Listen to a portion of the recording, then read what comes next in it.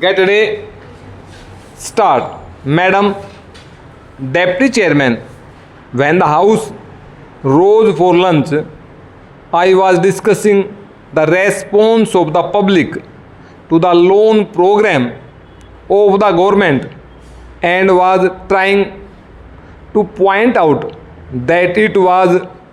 rather a serious tendency in the sense that the response of the public had been proved to be poorer during the 10th plan period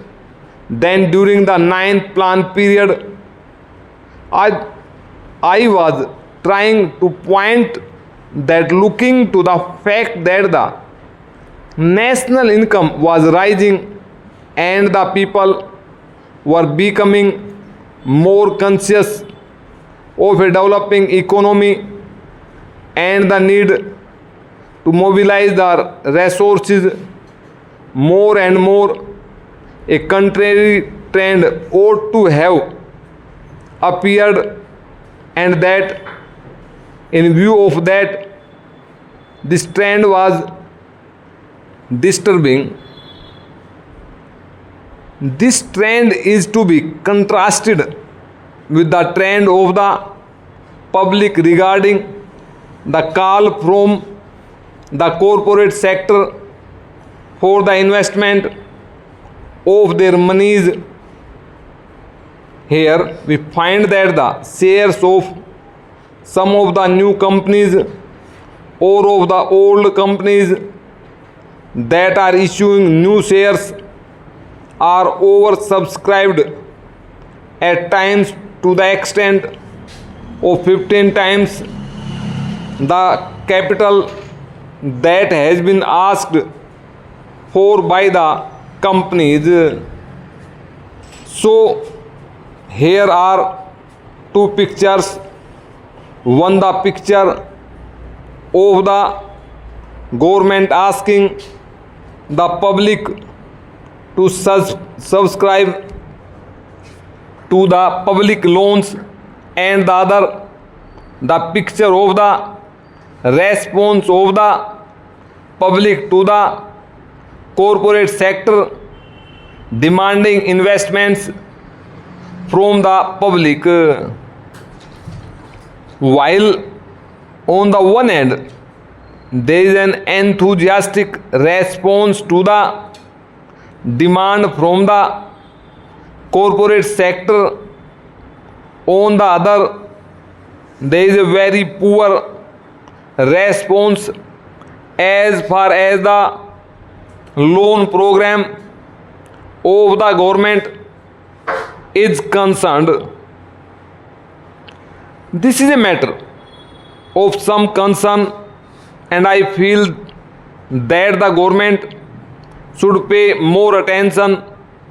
than just exhorting the people to save more and to hand over their savings to the government, as the Honorable Finance Minister has done more than once. If it would have been merely a question of rediverting the money that is coming from the corporate sector to the public exchequer in the form of loans, perhaps the matter would not have been so serious.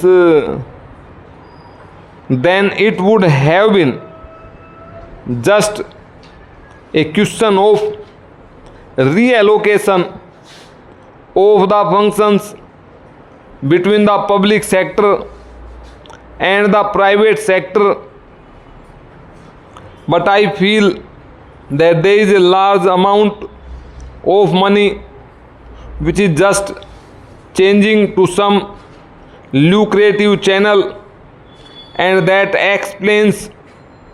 why the response to the demand from the corporate sector is 15 times. This shows that 14 times that particular capital is not required by that company, and if there had been some adequate step or measure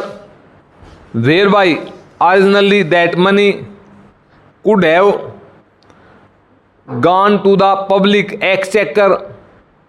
to that extent there would not have been any disappointment to the people who wanted shares but who did not get them, and disappointment to the public exchequer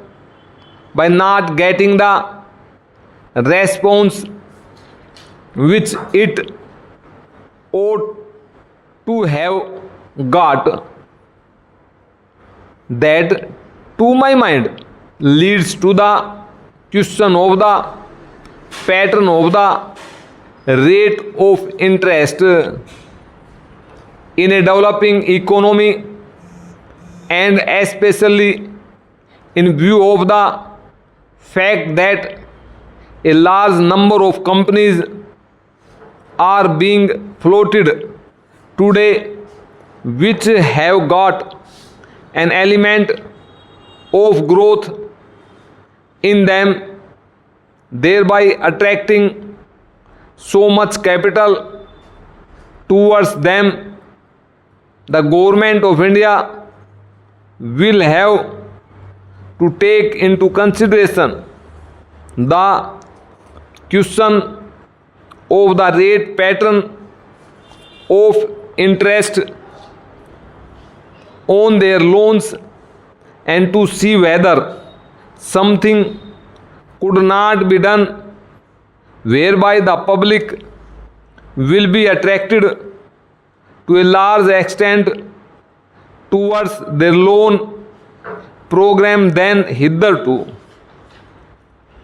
It has appeared in the press that the question of supply and want is being reconsidered, and that offers are sought to be made more attractive. If in the same strain the entire question of the loan program is also considered, it may be possible that those loans also might be made more attractive, and thereby more capital which is today just changing the demands of profitable employment might be diverted to the public exchequer in the form of public loans. Then there is the question of the state governments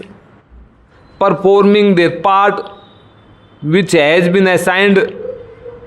to them during the 11th plan period. In this connection, I would like to draw the attention of the Honorable House to a very important recommendation which has been made by the 11th Finance Commission, namely the appointment of a high power commission to go into the entire question of the allocation of financial resources between the central government and the state governments. They have argued the whole case in nearly 1.5 pages in order to show why it has now become necessary that a high power commission should be appointed to go into this important question. According to the third Finance Commission, the allocation of resources between the center and the states was made at a time when planned economic development was not visualized. When the constitution was framed, the development of the public sector, the new responsibilities which the states were going to assume and a plan era were not properly visualized, and it was under these conditions that these allocations were being made.